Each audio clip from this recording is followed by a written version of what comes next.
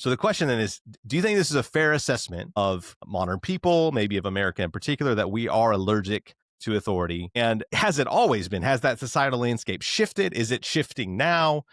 What do you make of that? Well, in some ways, the problem goes back to Genesis 3, where they were promised they could be like God. Now, to take de Tocqueville's quote there, what he's calling attention to goes all the way back there. We don't like being servitude. We're jealous of any authority over us. And the serpent tempted us with that very thing. You could be like God. Like, all right, yeah, I like that.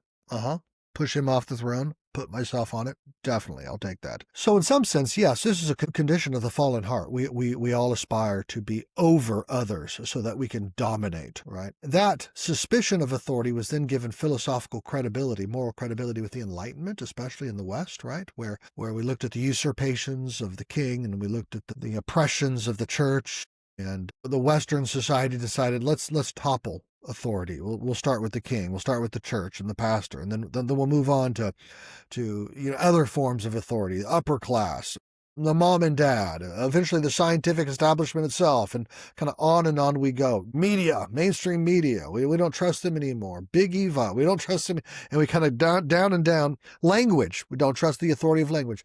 My XY chromosomes, don't trust those. I can define myself as I want to be, right? We don't want any of, so there's this just radical flattening that's characteristic of the West, and yes, in some ways, maybe America in particular. We're very angry at authority.